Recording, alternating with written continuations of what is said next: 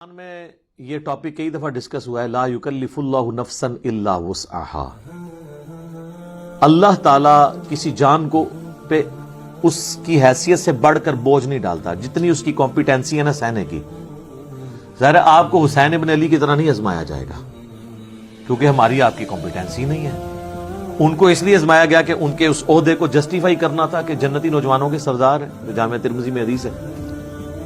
آپ کو تو چھوٹی موٹی آزمائش میں ڈالا جائے گا نا۔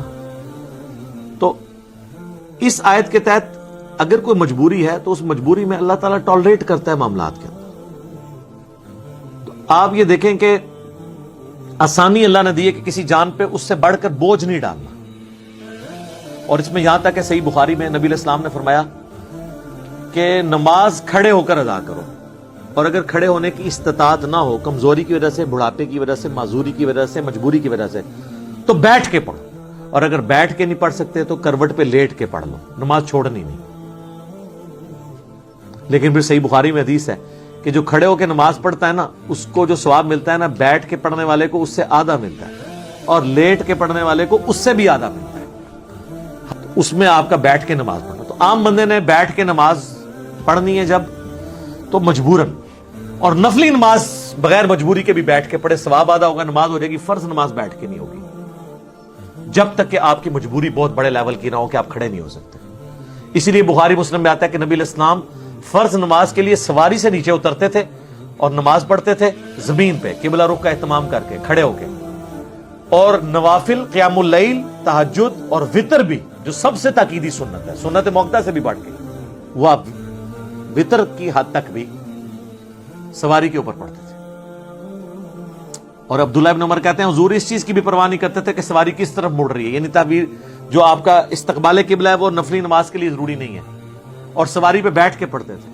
قبلہ رخ کا بھی اہتمام ضروری نہیں ہے نفلی نماز کے لیے، فرض زمین پہ اتر کے پڑھنا۔ حتیٰ کہ وہ کہتے ہیں کہ نبی علیہ السلام اس سواری پہ نماز پڑھتے ہوئے سر کے اشارے سے سجدہ اور رکوع کرتے تھے۔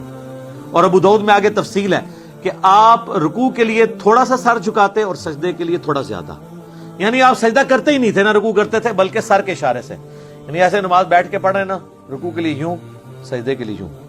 یہ ان لوگوں کے لیے جو سجدے تک پہنچ نہیں سکتے۔ اگر کوئی پہنچ سکتا ہے تو قیام بے شک کرسی پہ بیٹھ کرے، باقی ساری نماز سجدے تک۔ جو نہیں کر سکتا وہ لوگ جو ہے نا ایسے سپر مین بنے ہوئے ہوتے ہیں، اور وہ سامنے انہوں نے پھٹے بھی لگائے ہوتے ہیں کرسیوں کے اوپر، نہ اس کے اوپر سجدہ کر رہے ہوتے ہیں۔ یہ حرام ہے، خلاف سنت ہے۔ بیٹھ کے نماز جب اشارے سے ہو، بیٹھ کے نماز ہوتی اشارے سے ہے، الا یہ کہ آپ نیچے تک جا نہ سکے تو آپ یوں کریں گے، یوں کریں گے، رکوع آپ یوں کریں گے، سجدہ یوں کریں گے۔ صلی اللہ علیہ وآلہ وسلم۔ ہم ایک اذان کا جواب انشاءاللہ بعد میں دے لیں گے، ایک وقت میں ایک کافی ہے۔ تو یہ آپ کے بیٹھ کے نماز کا طریقہ ہے۔ صحیح بخاری میں آتا ہے کہ حضرت عبداللہ بن عمر کے ساتھ ایک شخص نے نماز پڑھی، وہ تشہد میں بیٹھا تو چوکڑی مار کے چار زانوں بیٹھ گیا، آلتی پالتی مار کے نا۔ تو سلام پھیر کے انہوں نے کہا یہ تو کیا کر رہا ہے؟ انہوں نے کہا جی حضرت میں نے آپ کو بھی دیکھا ہے اس طرح۔ ان کا نبی علیہ السلام نے تو ہمیں یہ حکم فرمایا کہ ہم دایاں پاؤں کھڑا کریں، بائیں پہ بیٹھیں۔